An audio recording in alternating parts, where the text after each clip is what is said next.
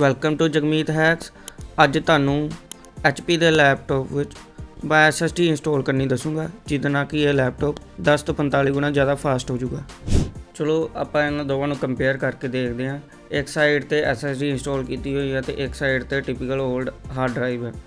ਸੋ ਤੁਸੀਂ ਦੇਖ ਸਕਦੇ SSD ਨੇ ਸਿਰਫ 9 ਸੈਕਿੰਡਸ ਵਿੱਚ ਬੂਸਟ ਅਪ ਕਰ ਲਿਆ ਆਪਣਾ ਲੈਪਟਾਪ, ਬਟ ਹਾਰਡ ਡਰਾਈਵ ਵਾਲੀ ਸਾਈਡ ਤੁਸੀਂ ਚੈੱਕ ਕਰ ਸਕਦੇ ਹੋ ਕਿ ਐਟਲੀਸਟ ਉਹ 5 ਮਿੰਟਸ ਲਊਗਾ ਸਿਰਫ ਸਟਾਰਟਅਪ ਹੋਣ ਲਈ। ਸੋ ਬਿਨਾਂ ਟਾਈਮ ਵੇਸਟ ਕੀਤੇ ਆਪਾਂ ਇੰਸਟਾਲੇਸ਼ਨ ਸਟਾਰਟ ਕਰਦੇ ਹਾਂ। ਸੋ ਅੱਜ ਮੈਂ ਇਸ HP ਦੇ ਲੈਪਟਾਪ ਵਿੱਚ SSD ਇੰਸਟਾਲ ਕਰੂੰਗਾ। ਸੋ ਇਹ SSD ਹੈਗੀ ਹੈ NVMe M2। ਸੋ ਇਹ ਇੰਸਟਾਲ ਕਰੂੰਗਾ ਇਸ HP ਦੇ ਲੈਪਟਾਪ 'ਚ। ਇਹਦੇ ਵਾਸਤੇ ਤੁਹਾਨੂੰ ਲੈਪਟਾਪ SSD ਤੇ ਪਲੱਸ ਸਕਰੂ ਡਰਾਈਵਰ ਚਾਹੀਦਾ ਹੈ। ਹਰ ਇੱਕ ਲੈਪਟਾਪ 'ਚ ਡਿਫਰੈਂਟ SSD ਲੱਗ ਸਕਦੀ ਹੈ। ਕਈਆਂ 'ਚ ਪੋਰਟ ਨਹੀਂ ਹੁੰਦਾ ਇਹ SSD ਦਾ। ਸੋ ਉਹਦੇ ਵਿੱਚ ਤੁਸੀਂ ਕੀ ਕਰ ਸਕਦੇ ਹੋ, SSD ਇੰਸਟਾਲ ਉਹ 'ਚ ਵੀ ਕਰ ਸਕਦੇ ਹੋ, ਬਟ ਉਹ SATA SSD ਹੋਊਗੀ, ਉਹ 10 ਗੁਣਾ ਫਾਸਟ ਕਰਦੀ ਹੈ ਤੁਹਾਡਾ ਕੰਪਿਊਟਰ। ਸੋ ਅਗਰ ਤੇ ਤੁਹਾਡੇ ਲੈਪਟਾਪ 'ਚ NVMe ਪੋਰਟ ਨਹੀਂ ਹੈਗਾ, PCI Express ਪੋਰਟ ਨਹੀਂ ਹੈਗਾ, ਤਾਂ ਤੁਸੀਂ SATA SSD ਯੂਜ਼ ਕਰ ਸਕਦੇ ਹੋ।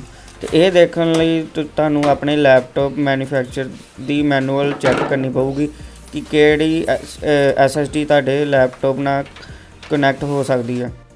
ਸੋ ਇਹਦੇ ਵਿੱਚ ਸਾਨੂੰ ਦੋਵੇਂ ਪੋਰਟ ਦਿੱਤੇ ਹੋਏ ਸੀ ਇਸ ਲੈਪਟਾਪ 'ਚ। ਸੋ ਤਾਂ ਕਰਕੇ ਮੈਂ ਹਾਰਡ ਡਰਾਈਵ ਵੀ ਰੱਖੂੰਗਾ ਅਤੇ ਪਲੱਸ SSD NVMe ਵੀ ਰੱਖੂੰਗਾ। ਸੋ ਦੋਵੇਂ ਚੀਜ਼ਾਂ ਯੂਜ਼ ਕਰਾਂਗੇ ਇਸ ਲੈਪਟਾਪ 'ਚ ਆਪਾਂ। So let's open this up.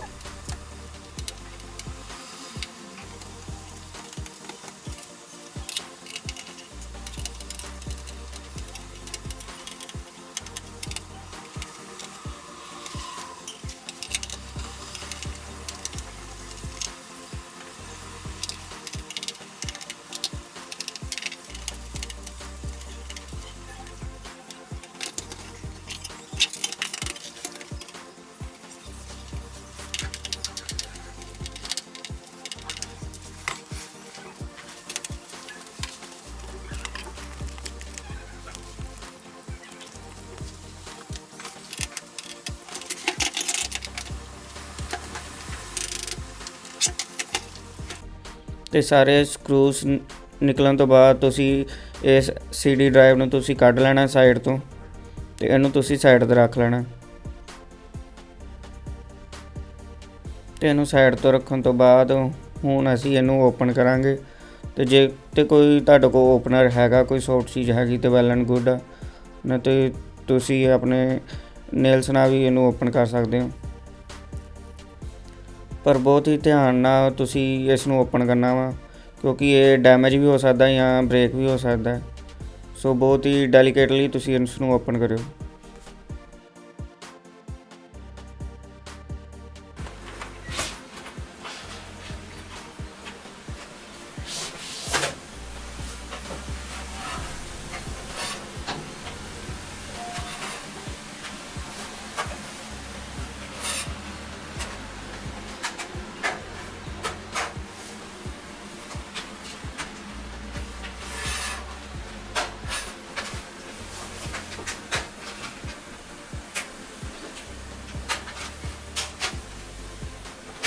बहुत ही टाइम लग प्यार ना करना, इस काली नहीं करनी बिल्कुल भी।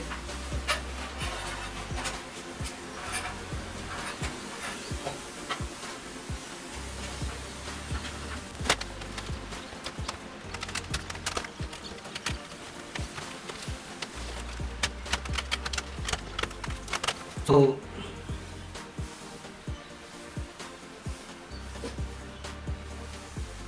ये हूँ अपना लैपटॉप खुल गया है। ये हूँ अपना लैपटॉप खुल गया वा। अपना बैटरी पैक है, ये अपनी HDD है जिन्होंने असं हार्ड ड्राइव कहने। इतने रैम्स ने फैन लगा हुआ है। चलो आप स्टार्ट करके देखते हैं। आप SSD इंस्टॉल करनी हूँ अपनी। सो सब तो पहले अपनी SSD आप खोल लिया। सो ये आप करते हैं।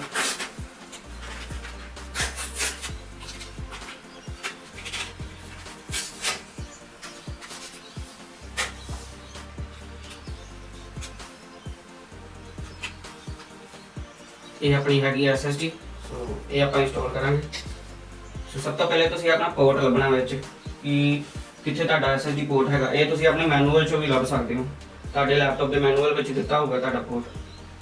ਸੋ ਸਭ ਤੋਂ ਪਹਿਲੇ ਆਪਾਂ ਤੁਸੀਂ ਬੈਟਰੀ ਵੀ ਡਿਸਚਾਰਜ ਕਰ ਸਕਦੇ ਹੋ। ਇਹ ਕਰਨ ਤੋਂ ਪਹਿਲੇ ਜਾਂ ਸਭ ਤੋਂ ਪਹਿਲੇ ਸਟੈਟਿਕ ਤੇ ਹੀ એનર્ਜੀ ਆਪਣੀ ਕਿਸੇ ਵੀ ਚੀਜ਼ ਤੋਂ ਲਾਉਣੀ ਆ। ਸੋ ਇਸ ਤੋਂ ਬਾਅਦ ਆਪਾਂ SSD ਹੁਣ ਆਪਾਂ ਇੰਸਟਾਲ ਕਰਾਂਗੇ। ਹਾਂਜੀ, ਤੇ ਅਸੀਂ ਹੁਣ ਦੇਖ ਸਕਦੇ ਇਹ ਹੈਗਾ ਆਪਣਾ SSD ਦਾ ਪੋਰਟ। ਸੋ ਆਪਾਂ ਜਿਹੜੀ ਆਪਣੀ SSD ਹੈਗੀ ਉਹ ਇੱਥੇ ਪੋਰਟ ਤੇ ਆਪਾਂ ਕਨੈਕਟ ਕਰਨੀ ਹੈ। ਕਈ ਵਾਰੀ ਹੁੰਦਾ ਹੈ ਕਿ ਤੁਹਾਡੇ ਲੈਪਟਾਪ ਵਿੱਚ SSD ਦਾ ਪੋਰਟ ਨਹੀਂ ਦਿੱਤਾ ਹੁੰਦਾ, ਸੋ ਆਪਾਂ ਉਹਦੇ ਵਿੱਚ ਅਡੈਪਟਰ ਯੂਜ਼ ਕਰ ਸਕਦੇ ਹਾਂ ਹਾਰਡ ਡਰਾਈਵ ਵਾਲਾ। ਸੋ ਆਪਾਂ ਹਾਰਡ ਡਰਾਈਵ ਰਿਮੂਵ ਕਰਕੇ ਉਹਦੀ ਜਗ੍ਹਾ ਆਪਾਂ ਇਹਦਾ ਅਡੈਪਟਰ ਲਗਾ ਲਾਂਗੇ। ਬਟ ਇਹਦੇ ਵਿੱਚ ਪੋਰਟ ਹੈਗਾ ਆਪਾਂ ਨੂੰ ਗਿਵਨ ਹੈਗਾ, ਤੇ ਇਹ ਤੁਸੀਂ ਮੈਨੂਅਲ ਤੋਂ ਚੈੱਕ ਕਰ ਸਕਦੇ ਪਹਿਲੇ ਹੀ ਸਾਰਾ ਪ੍ਰਿਪੇਅਰ ਕਰਕੇ। ਸੋ ਆਪਾਂ ਹੁਣ SSD ਪ੍ਰਿਪੇਅਰ ਕਰਾਂਗੇ ਆਪਣੀ। ਸਭ ਤੋਂ ਪਹਿਲੇ ਇਹ ਸਕਰੂ ਆਪਾਂ ਕੱਢ ਦਾਂਗੇ। ਸਕਰੂ ਆਪਣਾ ਨਿਕਲ ਗਿਆ ਹੈ, ਇਹਨੂੰ ਇੱਥੇ ਰੱਖ ਦਾਂਗੇ ਤੇ ਬੜੇ ਹੀ ਪਿਆਰ ਨਾਲ ਤੁਸੀਂ ਆਪਣੀ SSD ਜਿਹੜੀ ਆ ਉਹ ਰਿਮੂਵ ਕਰਨੀ ਹੈ। ਸੋ ਇਹ ਆਪਾਂ ਹੁਣ ਇਹਦੇ ਵਿੱਚ ਪਲੱਗ ਇਨ ਕਰਾਂਗੇ। ਤੁਸੀਂ ਦੇਖ ਲੈਣਾ ਬਹੁਤ ਹੀ ਡੈਲੀਕੇਟ ਨਾ, ਮਤਲਬ ਕੋਈ ਪਲੱਗ ਤੁਹਾਡਾ ਖਰਾਬ ਨਾ ਹੋਵੇ, ਉਸ ਹਿਸਾਬ ਨਾਲ ਤੁਸੀਂ ਇਹਨੂੰ ਪਲੱਗ ਇਨ ਕਰਨਾ। ਸੋ ਹਾਂਜੀ, ਇਹ ਆਪਣੀ SSD ਜਿਹੜੀ ਆ ਇੰਸਟਾਲ ਹੋ ਗਈ ਹੈ। ਸੋ ਹੁਣ ਆਪਾਂ ਵਾਪਸ ਇਹਦੇ ਵਿੱਚ ਸਕਰੂ ਲਗਾ ਦਾਂਗੇ।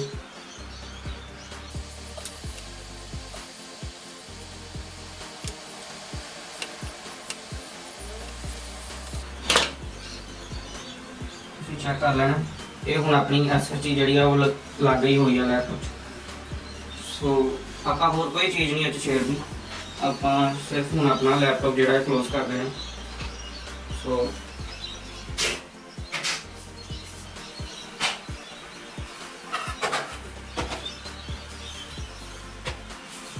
ਇਹ ਹੁਣ ਆਪਾਂ ਲੈਪਟਾਪ ਆਪਣਾ ਹਰ ਇੱਕ ਸਾਈਡ ਤੋਂ ਕਲੋਜ਼ ਕਰ ਦੇਣਾ।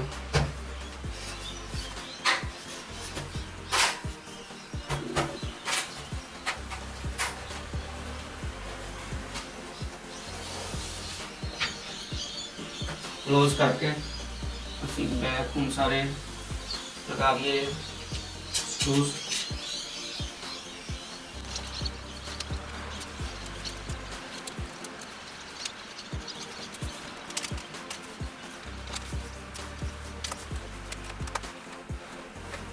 ਇਹ ਸਕਰੂ ਲਾਉਣ ਤੋਂ ਪਹਿਲਾਂ ਆਪਾਂ ਹੁਣ ਆਪਣੀ ਜਿਹੜੀ ਆਪਾਂ CD ਡਰਾਈਵ ਕੱਢੀ ਸੀ ਉਹ ਆਪਾਂ ਵਾਪਸ ਡਾਲ ਦਾਂਗੇ ਵਿੱਚ ਪਹਿਲੇ।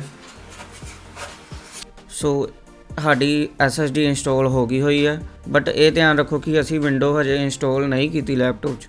ਸੋ ਹੋਪਫੁਲੀ ਨੈਕਸਟ ਵੀਡੀਓ ਵਿੱਚ ਮੈਂ ਤੁਹਾਨੂੰ ਦੱਸਾਂਗਾ ਕਿਵੇਂ ਤੁਸੀਂ USB ਡਰਾਈਵ ਤੋਂ ਤੁਸੀਂ ਆਪਣੇ ਲੈਪਟਾਪ ਵਿੱਚ ਵਿੰਡੋਜ਼ 10 ਜਾਂ ਕੋਈ ਵੀ ਵਿੰਡੋਜ਼ ਇੰਸਟਾਲ ਕਰ ਸਕਦੇ ਹੋ।